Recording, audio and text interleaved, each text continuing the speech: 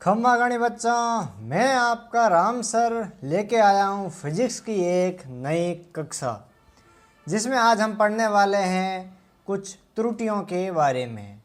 यानी कि आज हम इस टॉपिक को लेने वाले हैं त्रुटि के बारे में, यानी निरपेक्ष त्रुटि, प्रतिशत त्रुटि, त्रुटियों का संकलन, व्यकलन, गुणनफल और भागफल, राशियों की घात में त्रुटि, सार्थक अंकों के बारे में उनकी जानकारी और उनके नियम, और अनिश्चित अंकों का पूर्णांकन हम सीखेंगे। और कुछ छोटे बड़े टॉपिक होंगे वो भी इसके अंदर हम कवर करेंगे।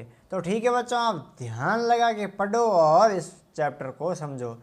ये वीडियो आपके लिए बहुत इम्पोर्टेंट रहने वाला है और इसी के अंदर आपको जेई के नोट्स भी मिल जाएंगे, नीट्स के नोट्स मिल जाएंगे और इम्पोर्टेंट 11th क्लास के जो चैप्टर होंगे वो भी कवर करवाए जाएंगे।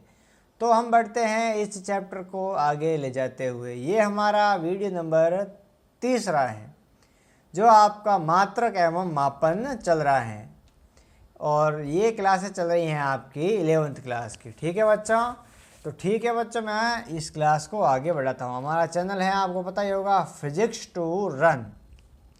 तो इसी के साथ हम बढ़ते हैं टॉपिक की ओर। ठीक है बच्चों, बिना किसी देरी के, यदि आप जेई और नीट की प्रिपरेशन करना चाहते हो तो उसके लिए और नीट के लिए मैं अलग से एक चैनल बना के उसके अंदर नीट के फिजिक्स के टॉपिक्स उसके अंदर डालने वाला हूँ।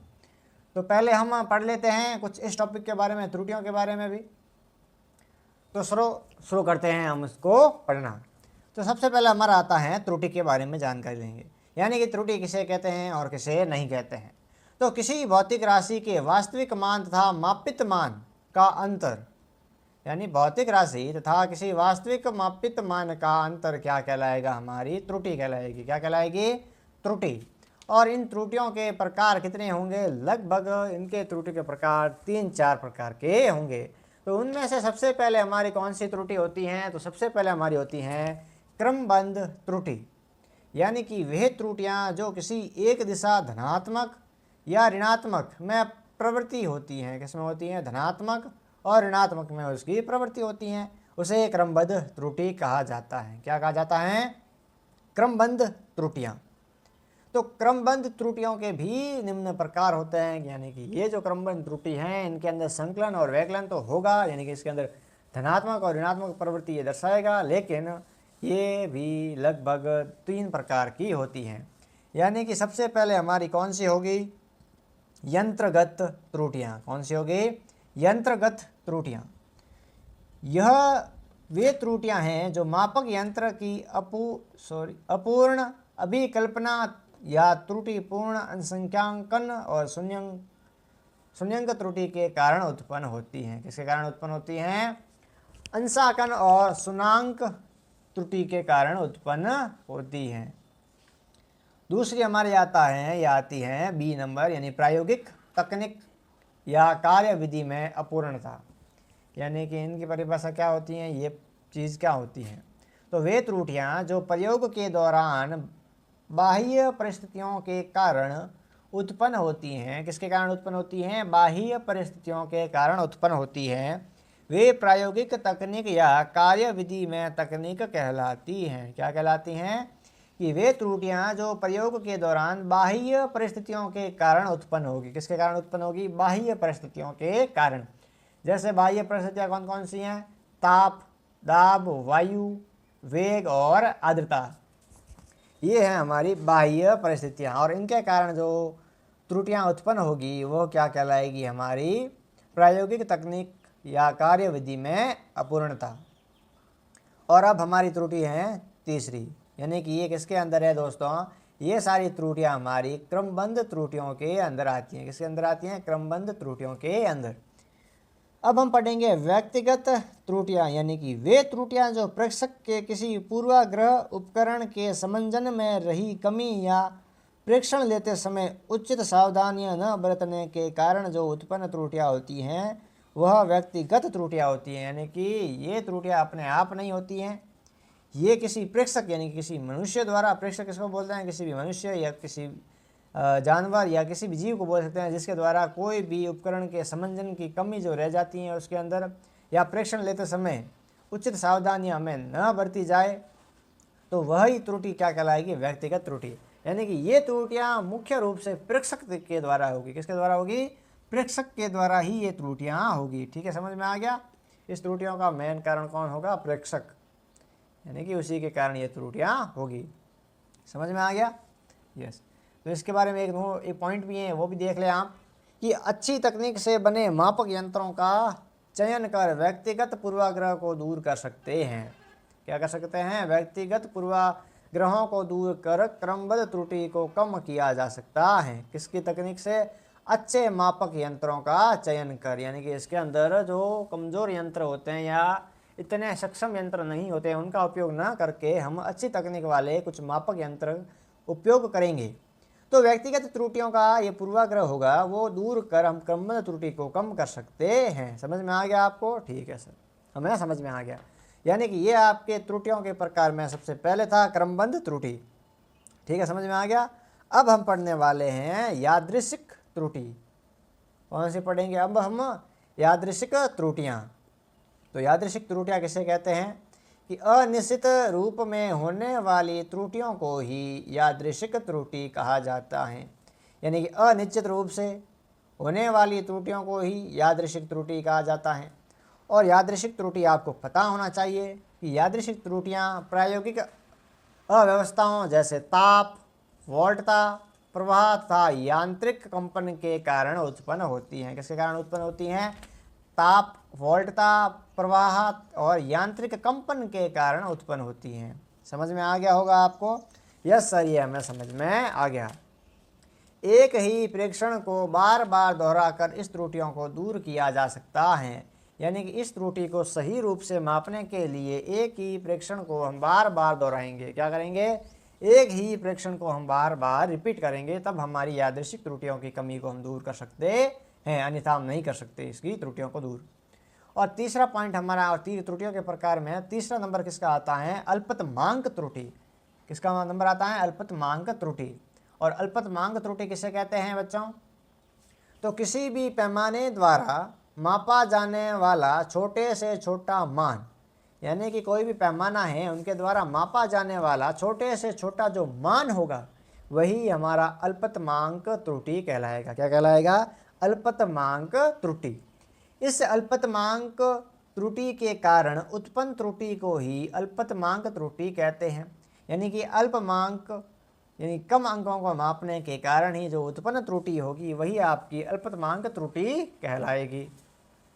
अधिक परिशुद्ध मापक यंत्रों, अति परिशुद्ध मापक यंत्रों, प्रायोगिक तकनीकों में सुधार द्वारा अल्पतमांक त्रुटि को भी हम कम कर सकते हैं। समझ में आ गया? यानी कि अधिक परिशुद्ध यंत्र लेने होंगे, यानी कि एकदम साफ और सुथरे। उन मापक यंत्रों का यदि हम प्रयोग करेंगे तो इस त्रुटि को हम सुधार सकते हैं। किस त्रुटि को? अल्पतमांक त्रुटि को। किसको? अल्पतमांक त्रुटि को। समझ में आ गया सबको? यदि समझ में नहीं आया तो कमेंट बॉक्स में पूछे एक बार इसका सवाल। फिर हम बढ़ते हैं निरपेक्ष त्रुटि की ओर। किसकी त्रुटि की ओर? किस त्रुटि की ओर? निरपेक्ष त्रुटि की ओर। यानी कि किसी भौतिक राशि के व्यक्तिगत मान, यानी कि कोई भी भौतिक राशि है उसका जो व्यक्तिगत मान है तथा वास्तविक मान है उन दोनों का अंतर होगा, वही क्या कहलाएगा? निरपेक्ष त्रुटि कहलाएगा आपका। क्या कहलाएगा? निरपेक्ष त्रुटि। भौतिक राशि के व्यक्तिगत मान और वास्तविक मान का अंतर निरपेक्ष त्रुटि कहलाएगा। ठीक है सर, ये हमें परिभाषा में तो आपने कह दिया, एक बार आप इसे समझा के भी बताओ। ठीक है, तो आप यहाँ पे देख लो कि माना किसी भौतिक राशि के व्यक्तिगत मान क्रमशः कौन कौन से मान सकते हैं हम? क्रमशः A1, A2, A3 dot dot dot AN तक हम मान सकते हैं। AN है, ले लिया आपने? ठीक है सर। अतः इनका वास्तविक मान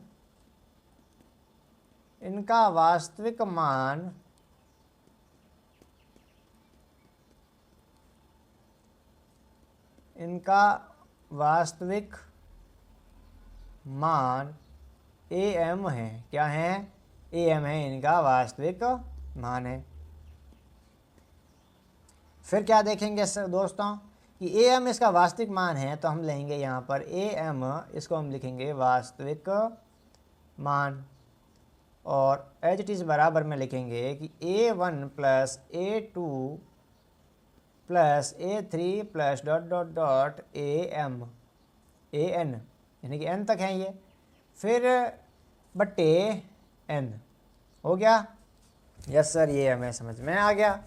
फिर हम देखेंगे कि सर आपने डेफिनेशन यानी परिभाषा में तो कहा है कि भौतिक राशि के व्यक्तिगत मान तथा वास्तविक मान का अंतर, यानी कि ये है वास्तविक मान, ये है वास्तविक मान ए एम, और ये है व्यक्तिगत मान। ये कौन सा मान है, ये व्यक्तिगत मान है। तो अतः निरपेक्ष त्रुटि हम अब ज्ञात करेंगे। अतः निरपेक्ष त्रुटि ये आपकी अब आने वाली है निरपेक्ष त्रुटि, यानी कि इसमें जो कह रहा है परिभाषा वही होगा, यानी कि डेल ए वन बराबर कोष्टक ए वन माइनस ए एम, कोष्टक बंद या स्लैश मान लो इसको। ये किस किस को बात समझ में आ गई, यानी कि ये व्यक्तिगत मान हो गया और ये वास्तविक मान हो गया, उनका अंतर ही क्या कहलाता है, निरपेक्ष त्रुटि। और निरपेक्ष त्रुटि को हम डेल से दर्शाते हैं, डेल ए वन, और इसी प्रकार यहाँ पर डेल ए टू बराबर a two minus a m, ये सिलसिला यहाँ तक चलता रहेगा। फिर हम लिखेंगे डेल ए एन बराबर slash a n minus a m, यानी कि ये अनंत हो गया और ये तो वास्तविक मान इसका है, यानी कि ए एम वास्तविक मान का ये सूत्र है। इनके मान को हम निकाल के इसके अंदर ये as it is present out करेंगे, और इस ए वन का मान तो आपको दे रखा होगा, और इस ए वन में के मान में से ए एम का मान यानी कि वास्तविक मान को हम घटाएंगे, तब हमें निरपेक्ष त्रुटि का मान प्राप्त होगा। ये परिभाषा में आपको बता दिया है कि व्यक्तिगत मान में से वास्तविक मान को घटाना है, और जैसे ही घटाएंगे हमें निरपेक्ष त्रुटि प्राप्त हो जाएगी। किस किस को समझ में आ गया दोस्तों? उम्मीद करता हूँ कि आप सबको समझ में आया होगा। इसी के साथ हम बढ़ते हैं नेक्स्ट पॉइंट और नेक्स्ट टॉपिक की और नेक्स्ट पॉइंट और नेक्स्ट टॉपिक तो हमारे छोटे छोटे ही हैं, ज़्यादा कुछ बड़े हैं नहीं। और अब हमारा टॉपिक है माध्य निरपेक्ष त्रुटि। क्या है? माध्य निरपेक्ष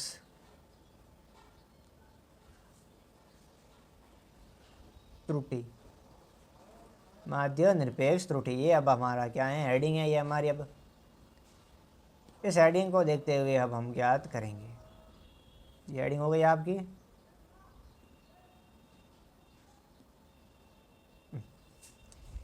तो इसकी डेफिनेशन भी सिंपल ही है कि किसी भौतिक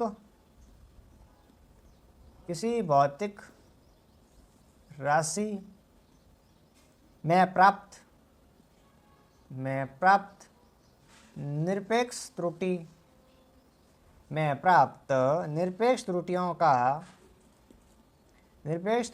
का मध्य मान, किसका मान? इस निरपेक्ष त्रुटियों का माध्य मान ही क्या कहलाएगा? निरपेक्ष त्रुटि कहलाता है। क्या कहलाता है? निरपेक्ष त्रुटि कहलाती है। समझ में आ गया? ये क्या कहलाएगी? निरपेक्ष त्रुटि।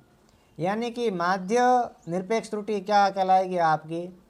ये हो गया माध्य निरपेक्ष त्रुटि, जिसको हम किससे दर्शाएंगे? डेल ए एम से। और इस भौतिक राशि में प्राप्त निरपेक्ष त्रुटियों का माध्य मान, यानी कि माध्य मान को हम दर्शाएंगे del a one plus del a two plus del a three dot dot dot del a n, और बट्टे में आ जाएगा हमारा एन, यानी कि सभी का जो अनंत ये एन का मान होगा इसके अंदर, उनको हम भाग लगा देंगे निरपेक्ष त्रुटि में।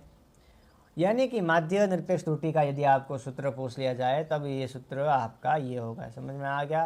किस किस को समझ में आया और किस किस को समझ में नहीं आया ज़रूर कमेंट में एक बार बताएं। और इस क्लास को एक बार आपसे रिक्वेस्ट करता हूँ कि एक बार अपने दोस्तों के साथ शेयर करें और फॉलो ज़रूर करें इस चैनल को।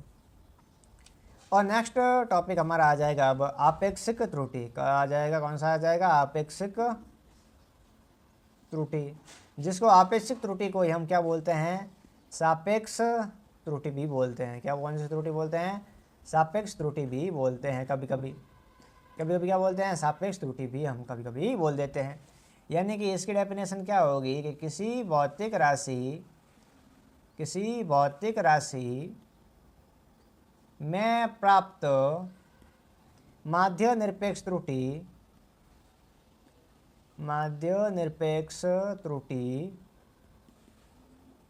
डेल ए एन तथा माध्य यानी कि वास्तविक मान ए एम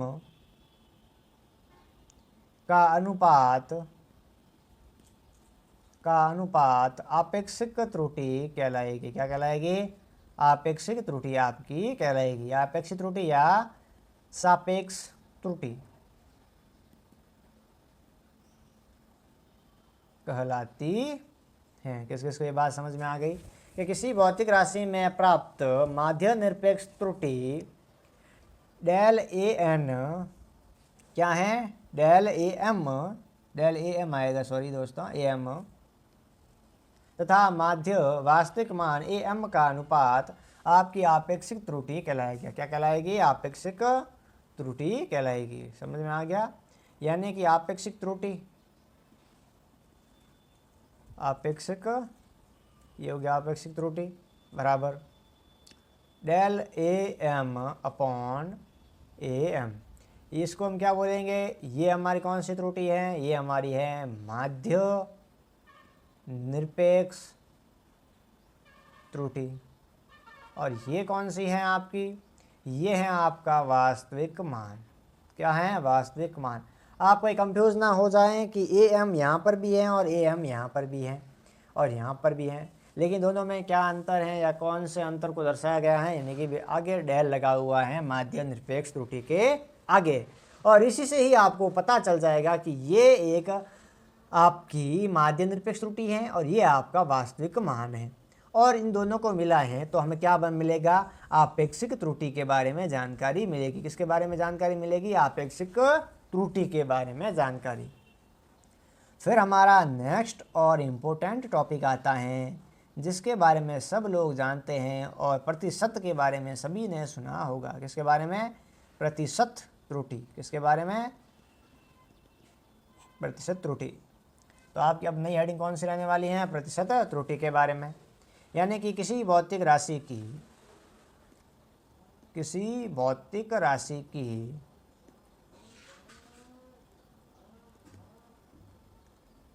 आपेक्षिक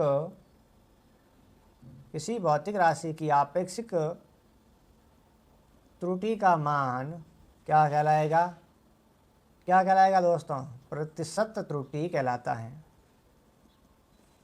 प्रतिशत त्रुटि कहलाता है। किस किस को समझ में आ गया? अब आपको समझ में आना चाहिए कि प्रतिशत त्रुटि क्या होती है। ये होता है प्रतिशत त्रुटि। यानी कि प्रतिशत त्रुटि को हम कैसे लिखेंगे? यानी कि इसने तो बोल दिया है कि किसी भौतिक राशि की आपेक्षिक त्रुटि का मान, यानी आपेक्षिक त्रुटि का मान अभी हमने पीछे देखा है कि डेल ए एम को बट्टे ए एम का मान प्रतिशत त्रुटि कहलाता है। क्या ये मान प्रतिशत त्रुटि कहलाएगा? ये आप सूत्र देखोगे तो आप क्या बोलोगे? सर ये तो एक आपेक्षिक मान हो गया, ये इसका सूत्र है नहीं। यानी प्रतिशत को आपको पता होना चाहिए किससे दर्शाया जाता है। प्रतिशत को दर्शाया जाता है कि उसके अंदर 100 से गुणा होगा। किससे गुणा होगा? प्रतिशत का 100 से गुणा। और ये आपका अब क्या कहलाएगा? प्रतिशत त्रुटि कहलाएगा। क्या कहलाएगा? प्रतिशत त्रुटि। सर हमें समझ में आ गया, ठीक है। सर आप कभी अभी तरीका बता रहे हो कि ये भौतिक राशि, इस भौतिक राशि के बारे में अब हम आपको डिटेल रूप से समझाएंगे, ठीक है। अब आपका आने वाला है त्रुटियों का संकलन। क्या आने वाला है? त्रुटियों का संकलन यानी कि जोड़। त्रुटियों का संकलन यानी कि संकलन का अर्थ होता है जोड़ना। क्या अर्थ होता है? जोड़ना। यानी कि इसमें हम देखेंगे कि माना दो भौतिक, सर वापस आ गया, भौतिक राशि होती क्या है? अब देखो आप, दो भौतिक राशियाँ, अब हम आपको दो भौतिक राशियाँ बताएंगे कि क्रमशः कौन कौन सी होगी आपकी। एक तो होगी ए भौतिक राशि, जिसको हम लिखेंगे ए प्लस माइनस डेल ए, ठीक है। और दूसरी कौन सी होगी है तथा बी बराबर b plus minus del b है।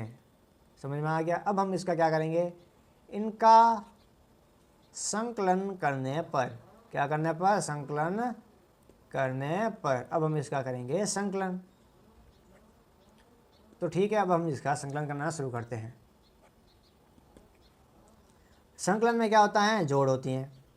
यानी कि इसमें अब a बराबर क्या दे रखा है?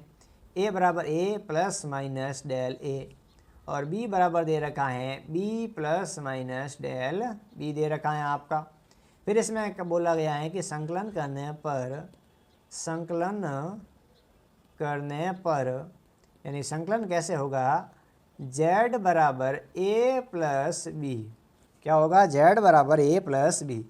अब a को तो हमें पता है कि a को हम लिखेंगे a plus minus del a, बाद में जो चिन्ह है संकलन का वो आ जाएगा प्लस, फिर आ जाएगा b plus minus del b। तो संकलन को भी हम z plus minus del z लिखेंगे। समझ में आ गया आपको? ठीक है सर, हमें समझ में आ गया। ये लाइन को हम दो भागों में बांट देते हैं इसको।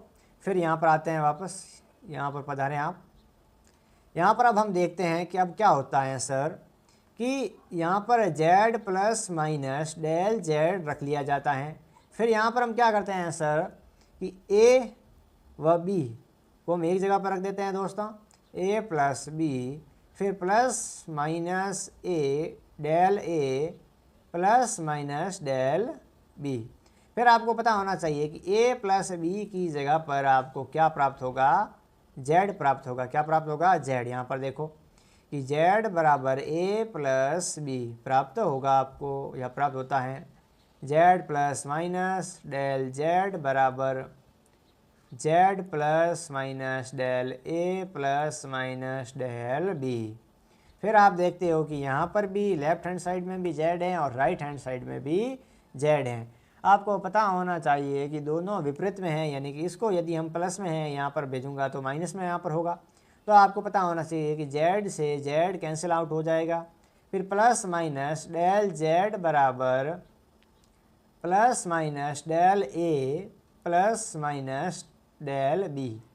ये अब हमें ये त्रुटियों का संकलन हमें प्राप्त होता है। क्या प्राप्त होता है? ये त्रुटियों का संकलन हमें प्राप्त होता है। समझ में आ गया? ये अब हमें क्या प्राप्त होता है? त्रुटियों का संकलन। तो ये आपको याद रखना है। अब त्रुटियों के संकलन को किसको याद रखना है? इसको याद करना है। क्या करना है? याद करना है, ताकि आपको पता चल जाए यदि एग्ज़ाम के अंदर आ जाए कि त्रुटियों के संकलन तथा व्यकलन के, यह आएगा त्रुटियों के संकलन तथा व्यकलन से प्राप्त परिणामी निरपेक्ष त्रुटि का मान ज्ञात कीजिए। क्या ज्ञात कीजिए? परिणामी निरपेक्ष त्रुटियों का मान दी गई राशियों द्वारा ज्ञात कीजिए कि इनके योगफल बराबर हैं या नहीं।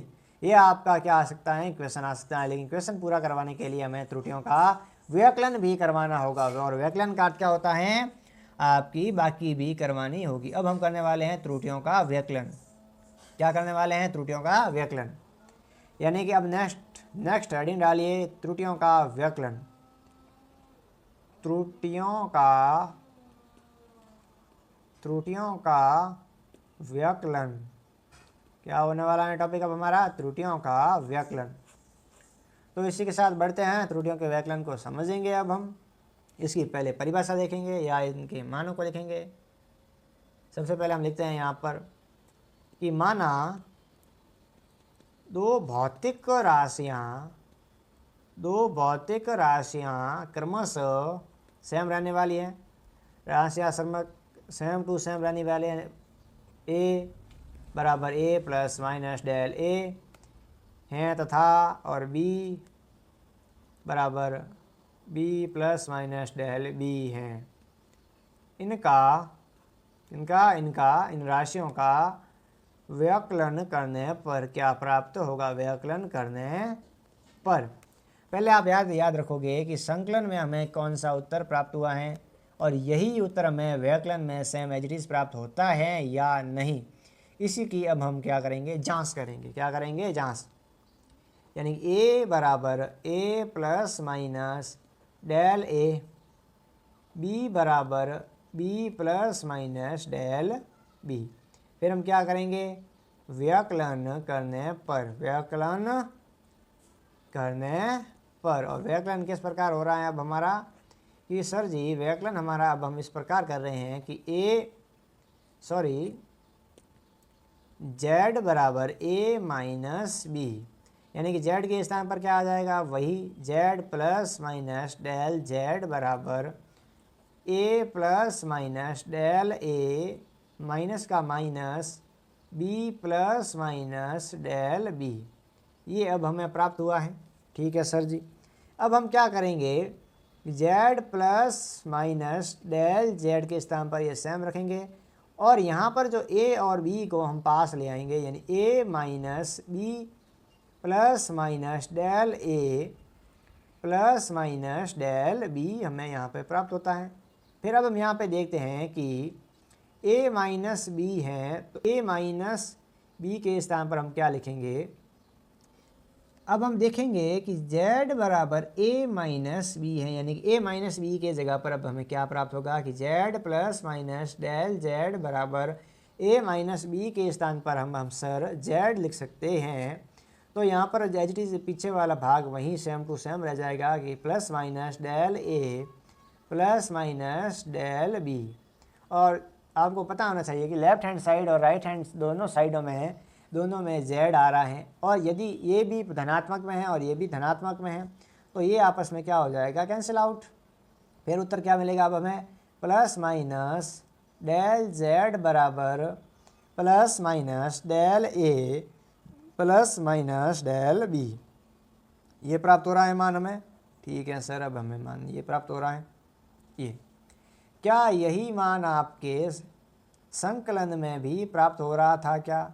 प्लस माइनस डेल z बराबर plus minus del a plus minus del b।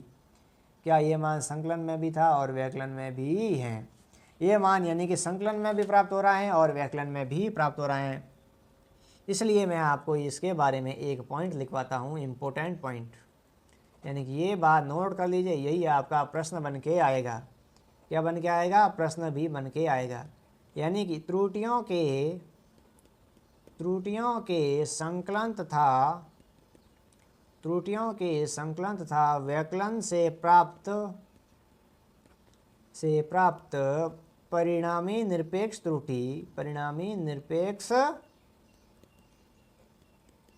त्रुटि का मान दी गई राशियों के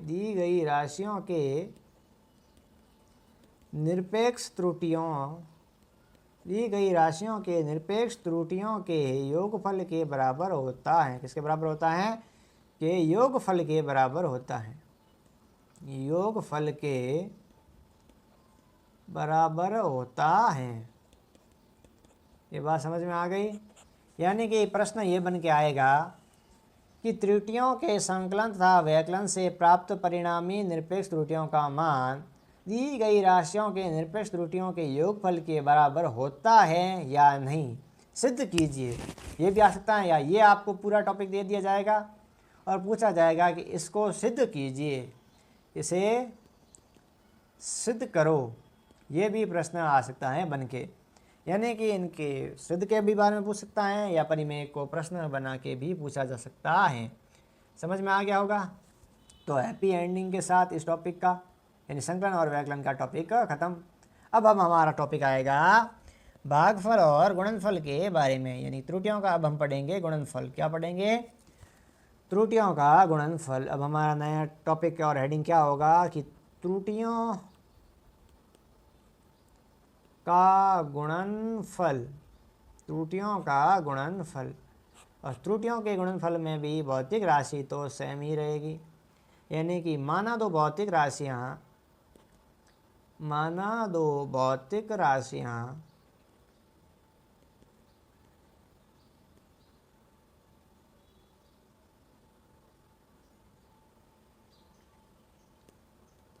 क्रमशः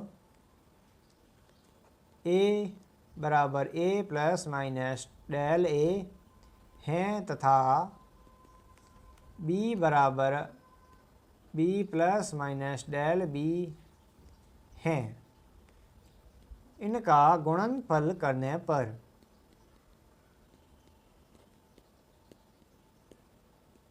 करें इनका गुणनफल। तो शुरू होते हैं, यानी कि z बराबर a गुणा b। गुणनफल का तो अर्थ यही होता है, z बराबर a गुणा b। और a का मान क्या हो जाएगा आपको पता है, और z का मान आपको पता है। z plus minus del z बराबर a plus minus del a गुणा b plus minus del b। यह आपको पता चल गया, और ठीक है, यह आपको पता चलना चाहिए। यानी इसको हम कोष्टक दे देते हैं और इनको भी कोष्टक में बंद कर देते हैं। क्या कर देते हैं? बंद, क्योंकि इनके अंदर दो राशियाँ अलग अलग हमें प्राप्त होती हैं। फिर z plus minus del z बराबर, इस कोष्टक को अब हम क्या करेंगे? सरल, a का गुणा होगा b के साथ, यानी कि यहाँ पर आ जाएगा a गुणा b, फिर प्लस माइनस डेल ए बी, फिर वापस इसका गुणा इससे प्लस माइनस डेल ए बी, फिर इसका गुणा इसके साथ हो जाएगा वापस प्लस माइनस डेल ए डेल बी। समझ में आ गया होगा आपको? यस सर, समझ में एकदम तरीके से आ गया। ठीक है, तो ये बात देखते हुए कि आपके दिमाग में कुछ भी नई चीज़ आ रही है या आती हुई दिख रही है? नहीं, हाँ या ना? अब हम यहाँ पर देखेंगे कि सर इसमें से हम z को कॉमन ले लेते हैं, और इसमें से हमें यहाँ पर भी AB और यहाँ पर भी AB और यहाँ पर भी AB और यहाँ पर भी AB तो हैं, लेकिन इनमें से भी हम कॉमन लेने की कोशिश करेंगे। कॉमन आ तो नहीं रहा है, लेकिन लेने की कोशिश करेंगे। यानी कि z कोष्टक 1 प्लस माइनस डेल z बट्टे z कोष्टक बंद बराबर, और इसमें से हम AB को कॉमन लेते हैं। AB कोष्टक बंद 1 प्लस माइनस डेल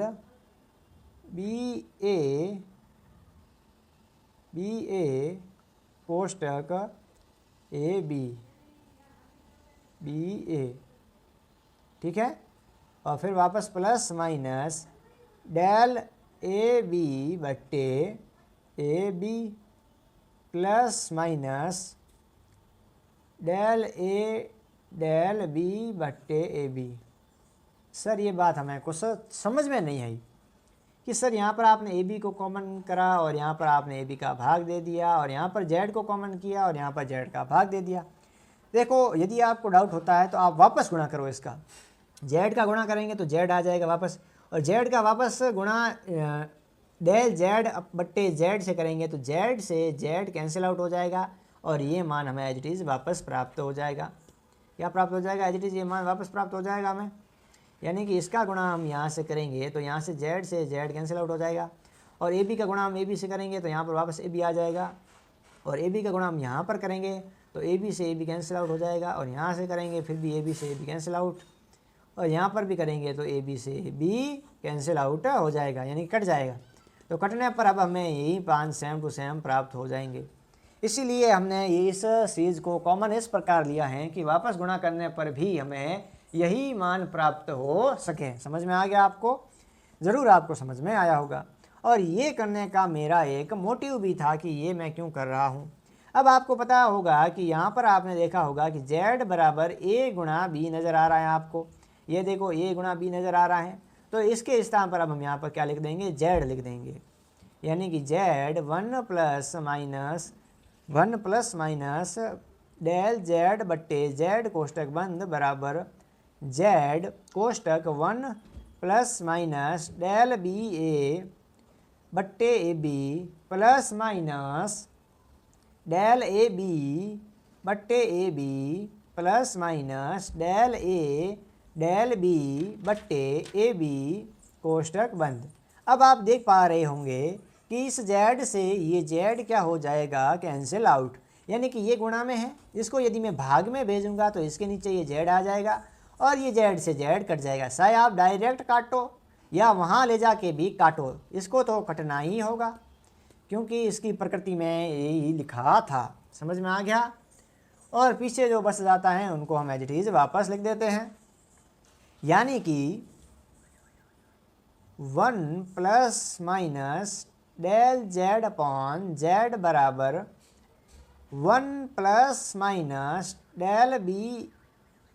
अब आप देख पा रहे होंगे कि यहाँ पर a से a भी कट रहा है और यहाँ पर आपने देखा होगा b से b भी कट रहा है। ये क्यों कट रहा है? क्योंकि यहाँ पर डेल b है और यहाँ पर a एकदम सिंगल है, तो सिंगल सिंगल को आपस में काटो, और यहाँ पर b भी सिंगल है तो b b को आपस में काटो। इसको हम यहाँ पर एकता रूप नहीं दर्शाने देंगे।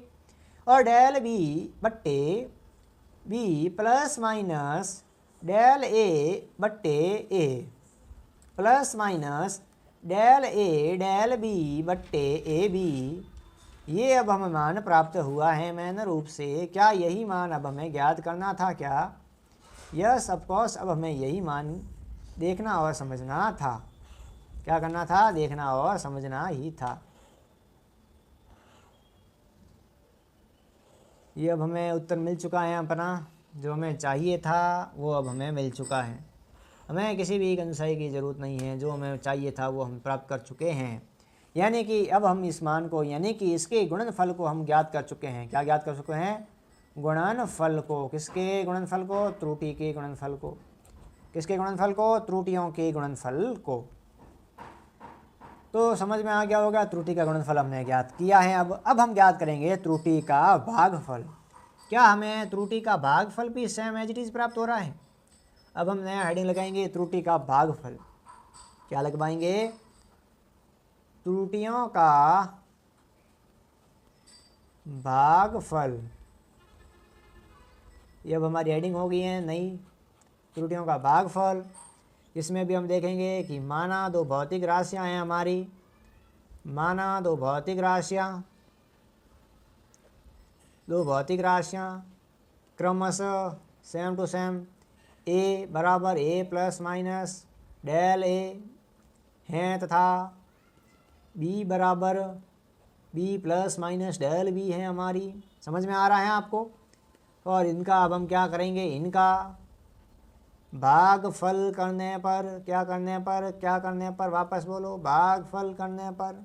और ये भागफल बहुत लंबा रहने वाला है आपका, ध्यान से देखना आप कि इनका भागफल इतना बड़ा होने वाला है कि आप सोच के भी सोचो के साथ क्या जाएगा, सोच के सोचो साथ ही साथ क्या जाएगा। ठीक है दोस्तों, यानी कि भागफल का अर्थ डायरेक्ट रूप होता है कि यहाँ पर z बाबा बराबर a बटे b होगा, z बराबर a बटे b। और z आपको पता होगा क्या है? z plus minus del z बराबर a के जगह पर हम a का मान प्रस्तुत करेंगे, a plus minus del a बट्टे b plus minus del b। ये मान अब हमें प्राप्त हो चुका है। अब हम इसके मान के साथ करेंगे खिलवाड़। अब इस मान के साथ हम क्या करने वाले हैं? खिलवाड़ करने वाले हैं। जो हमारे मन में आएगा वही करेंगे। अब हम ये करेंगे कि इसके अंदर z को कॉमन लेने की कोशिश करेंगे। किसको कॉमन लेने की कोशिश करेंगे? z को।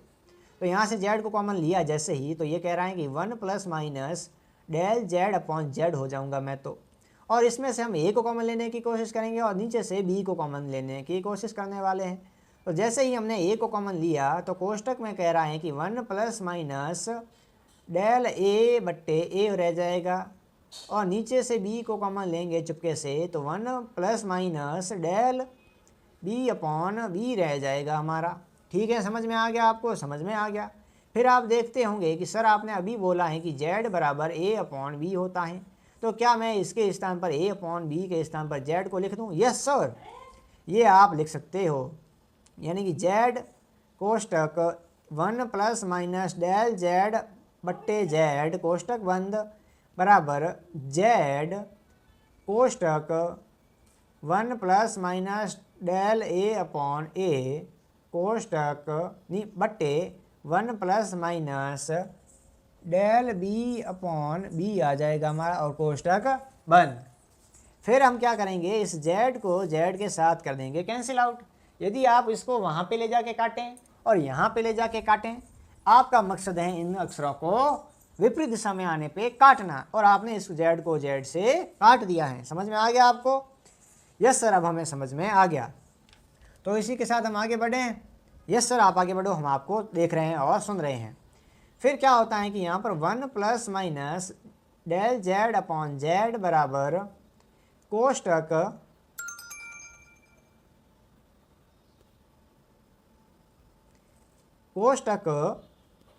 1 प्लस माइनस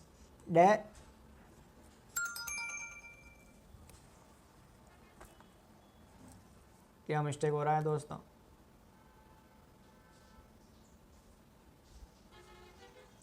तो वापस मिस्टेक सही हो गई है। 1 प्लस माइनस डेल ए बट्टे ए कोष्टक बंद। फिर इसको हम भाग के अंदर अब नहीं लिखेंगे, अब इसको हम क्या लिखेंगे, ऊपर ले जाएंगे, यानी कि गुणा में ले जाएंगे। तो 1 plus minus del b upon b आ जाएगा। सर ये तो हो ही नहीं सकता, आपने कुछ तो कुछ चीटिंग की है। हाँ, छोटी सी चीटिंग की है कि इसको ऊपर ले जाने के लिए मैंने इसको ऋणात्मक की घात दे दी, यानी कि -1 का ऊपर पावर दे दी। फिर ये क्या हुआ कि इसके गुणा में चला गया। अब ये अच्छा बच्चा दिखाई दे रहा है, आपको सबको पता है। यस सर, लेकिन इससे भी बात नहीं बनेगी सर जी कि इसका गुणा इनके अंदर वाले से भी करवाना होगा आपको, वरना ये बातें गलत साबित होने वाली हैं आपकी। तो ठीक है, 1 plus minus del z upon z कोष्टक बंद बराबर, फिर ये 1 का गुणा 1 में करेंगे, हमें प्राप्त होता है 1 plus minus del b upon b plus minus del A upon a plus minus इसका गुणा वापस इससे del b upon a dot b. समझ में आ गया? और ये मान अब हमें प्राप्त हुआ है इसका, ये है त्रुटियों का भागफल। ये अब हमें क्या प्राप्त हुआ है, त्रुटियों का भागफल प्राप्त हुआ है। क्या प्राप्त हुआ है? त्रुटियों का भागफल। इसी बॉक्स के अंदर अब हम बंद करेंगे त्रुटियों के भागफल को। फिर हम क्या देखते हैं कि डेल ए तथा डेल बी का मान जो है वो ए तथा बी से बहुत छोटा है, ए तथा बी से बहुत छोटा है। क्या है ये? ए तथा बी के मान से ये बहुत छोटा प्राप्त हो रहा है हमें। अतः अब हम क्या देखेंगे कि डेल ए डेल बी बट्टे ए डॉट बी ये होगा 0 के बराबर। किसके बराबर होगा? 0 के लगभग बराबर होगा। किसके बराबर होगा? 0 के ये लगभग बराबर होगा। अतः इसका सही एग्जैक्ट मान क्या होगा? अतः plus minus del z upon z बराबर plus minus del b upon b plus minus del A upon a हमें प्राप्त होने वाला है। और ये आपका क्या है? त्रुटियों का भागफल। क्या है ये? त्रुटियों का भागफल है। ये त्रुटियों का क्या है? भागफल। ठीक है बच्चों, ये आपको समझ में आ गया होगा, मैं उम्मीद करता हूँ। तो आप अब देखोगे ये हैं त्रुटियों का भागफल। तो त्रुटियों का गुणनफल क्या था? मैं अभी आपको यहाँ पे लिख के बताता हूँ त्रुटियों का गुणनफल क्या था।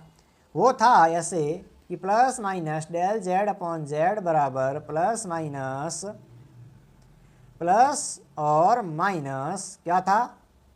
Plus minus del b upon b plus minus del A upon a मान उसका था। क्या था ये? उसका ये मान था त्रुटियों के गुणनफल का। क्या था? त्रुटियों के गुणनफल का। क्या ये मान as it is same to same प्राप्त हो रहा है हमें? यस सर, अब हमें ये मान सेम प्राप्त हो रहा है। तो त्रुटियों के गुणनफल में मैंने आपको उनके बहुत छोटे वाले मान को नहीं बताया है, तो आप यहाँ पर खुद ही कर लेना वो चीज़। यानी कि इससे आगे आपको क्या करना है मैं आपको करवा ही देता हूँ, वरना आप कहोगे सर आपने ये यहाँ पे तो करवाया ही नहीं।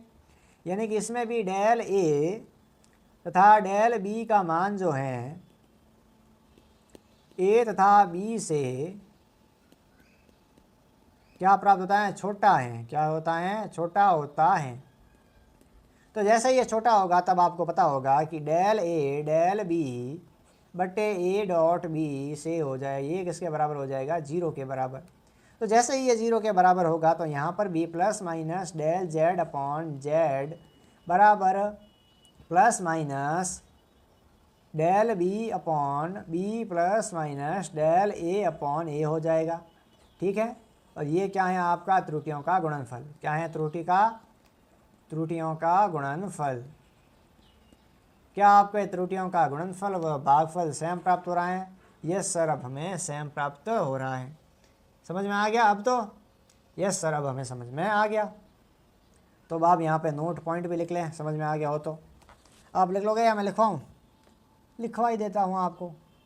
यानी कि त्रुटियों के गुणनफल व भागफल से प्राप्त परिणामी आपेक्षिक त्रुटि, कौन सी त्रुटि, आपेक्षिक त्रुटि का मान दी गई राशि की आपेक्षिक त्रुटियों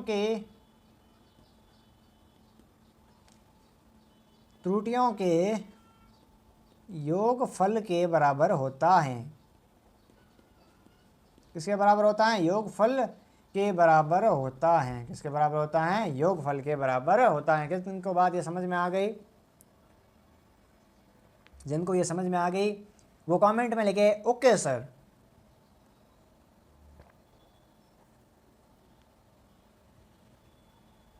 ठीक है, अब हमारा नेक्स्ट पॉइंट रहने वाला है त्रुटियों की घात में त्रुटि।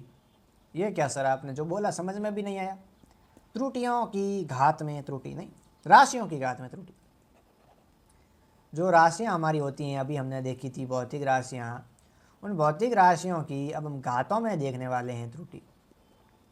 क्या घातों में भी त्रुटि हमारी सेम रहने वाली है या कुछ अलग रहने वाली है, ये अब हम देखेंगे। कि माना कोई भौतिक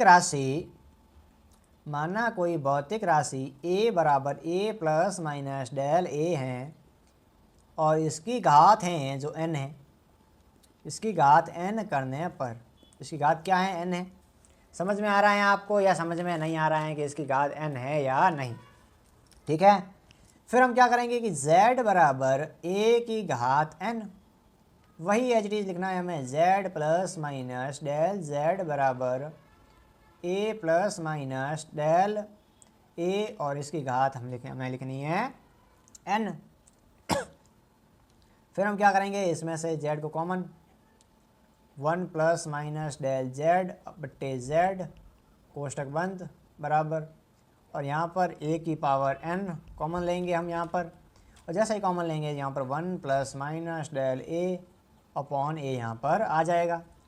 फिर हम यहाँ पर क्या देखते हैं कि z बराबर a n तो होता ही है, यानी कि इसके स्थान पर अब हमें क्या प्राप्त हो जाएगा, z, यानी 1 plus minus del z upon z कोष्टक बंद बराबर z कोष्टक 1 plus minus del a upon a।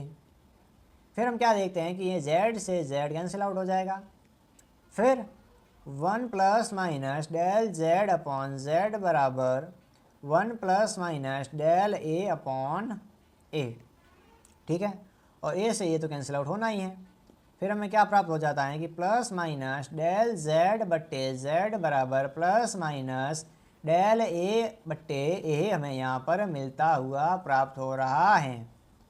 किन किन को ये बात समझ में आ गई और किन किन को ये बात समझ में अभी तक नहीं आई, और जिनको समझ में नहीं आई है वो एक बार ज़रूर समझ लें। क्या समझ लें कि इनके ऊपर सर आपने n की पावर तो लगाना भूल ही गए। किन की पावर लगाना भूल गए, n की पावर, यानी कि n की पावर अभी भी इसके ऊपर है सर। तब हमें देखना है कि यहाँ पर 1 प्लस माइनस x n बराबर 1 प्लस माइनस एन एक्स यहाँ पर प्राप्त होता है। यानी कि यहाँ पर 1 आ जाएगा और प्लस माइनस हो जाएगा और यहाँ पर डेल ए के जगह पर यहाँ पर आगे एन का गुणा हो जाएगा, इसका गुणा हो जाएगा एन का, और यहाँ पर भी एन का मल्टीप्लाई हो जाएगी। समझ में आ गया? अब ये आपका ये सूत्र है as it is same to same एकदम सही प्राप्त हो रहा है कि plus minus del Z upon Z बराबर plus minus N del A upon A, ये अब हमें प्राप्त हुआ। ठीक है दोस्तों, तो ये आप देख पा रहे होंगे कि अब हमने देखा था यहाँ पर भौतिक राशि थी, यहाँ पर भौतिक राशियाँ, और इन भौतिक राशियों के घात का उपयोग करते हुए हमने इनकी क्या ज्ञात की हैं, त्रुटि ज्ञात की हैं। क्या ज्ञात की हैं हमने? इनकी त्रुटियाँ मुख्य रूप से ज्ञात की हैं। तो उम्मीद और आशा करता हूँ कि आपको ये बातें ज़रूर समझ में आई होगी। ठीक है, और इसी के साथ में आपको अब हम आपको पढ़ाने वाले हैं रिपीट आई सार्थक अंकों के बारे में। किसके बारे में? सार्थक अंकों के बारे में। सार्थक अंक। तो दोस्तों और बच्चों, ध्यान दीजिए कि सार्थक अंक क्या होते हैं, क्या नहीं होते हैं, कैसे होने चाहिए और कैसे नहीं होने चाहिए। ध्यान से आप यदि एक बार देखोगे तो आपको एक ही बारी में ये बात समझ में आ जाएगी।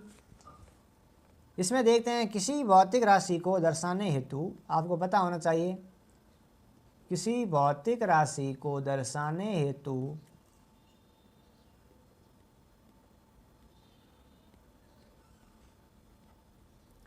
आवश्यक न्यूनतम अंकों को हम क्या बोलेंगे? सार्थक अंक। सार्थक अंक कहते हैं। क्या कहते हैं? सार्थक अंक। यानी कि किसी भी भौतिक राशि को दर्शाने हेतु आवश्यक न्यूनतम अंकों को हम क्या बोलेंगे? सार्थक अंक बोलेंगे। समझ में आ गया आपको? और इनके कुछ नियम भी हैं और ये नियमों के अनुसार ही चलते हैं, बिना नियम के ये कुछ भी कार्य नहीं करते हैं। पहला नियम है कि सभी शून्येतर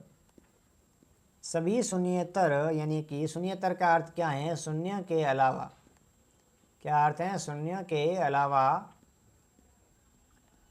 अंक, सभी शून्येतर अंक सार्थक अंक होते हैं। क्या होते हैं? सार्थक अंक होते हैं। और दूसरा नियम हमारा क्या था कि किन्हीं दो अंकों के मध्य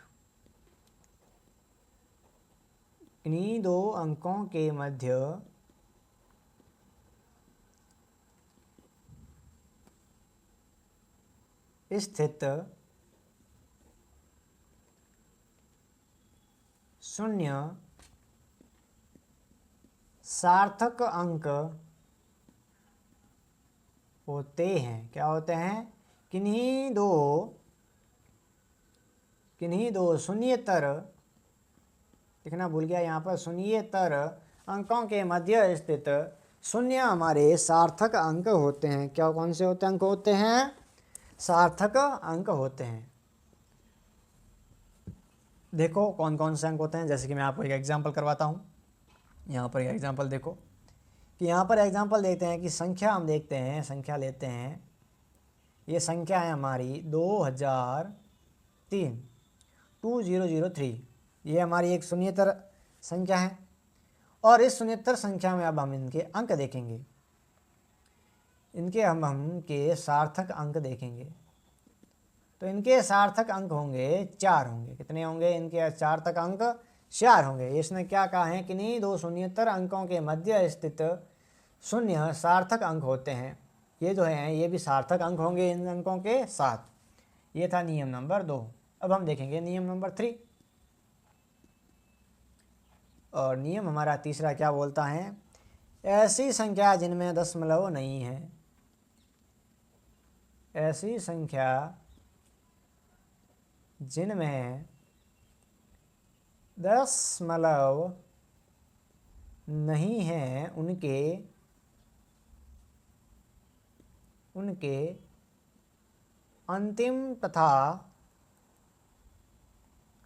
अनुगामी अंतिम या अनुगामी शून्य सार्थक अंक नहीं होंगे। क्या नहीं होंगे? सार्थक अंक नहीं होंगे। यानी कि यदि आपको एक अंक दे दिया जाए कि ऐसी संख्या जिनमें दशमलव नहीं है, क्या नहीं है? दशमलव। यानी कि एग्जाम्पल के रूप में आप देख रहे हो, एग्जाम्पल में आप देख रहे हो कि संख्या है ये 12,500 और इसमें हम देखते हैं में सार्थक अंक हम देखते हैं, तो इसके सार्थक अंक हम देखेंगे 3 ही हमें मिलते हैं। क्या मिलते हैं? 3। क्योंकि ऐसी संख्या जिनमें दशमलव तो है नहीं और उनके अंतिम या अनुगामी शून्य हैं। क्या है ये? अनुगामी अंक शून्य है, यानी कि ये अंतिम में आए हैं 2 शून्य। तो इन 2 शून्य को गिना नहीं जाएगा, इन 2 शून्य को गिना नहीं जाएगा, क्योंकि ये क्या है? ये संख्या के सबसे पीछे वाले भाग में उपस्थित या मौजूद हैं। समझ में आ गया? तो समझ में आ गया तो आपको मैं इसका तीसरा पॉइंट भी समझा के चलता हूँ। चौथा पॉइंट है हमारा कि ऐसा, चलो कोई नहीं, बाद में करवाएंगे।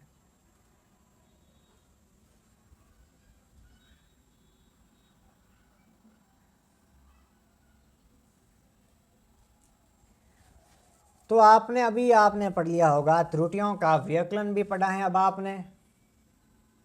आज आपने इस वीडियो में क्या पढ़ा है? त्रुटियों का व्यकलन। क्या क्या पढ़ा है? त्रुटियों का व्यकलन, संकलन और भागफल और गुणनफल। ये भी पढ़ा है आपने, त्रुटियों का गुणनफल, संकलन और व्यकलन। और निरपेक्ष त्रुटि के बारे में भी पढ़ा है और आपेक्षिक त्रुटि के बारे में भी पढ़ा है। यानी कि त्रुटियों से संबंधित जो सारी जानकारी थी, त्रुटियों से संबंधित सारी जानकारी हमें इस वीडियो से मिल गई। तो इसी के साथ मैं मिलता हूँ आपसे नेक्स्ट क्लास में। तो जय हिंद, जय भारत, जय फिजिक्स। मिलते हैं हम नेक्स्ट क्लास में, जब तक के लिए अलविदा।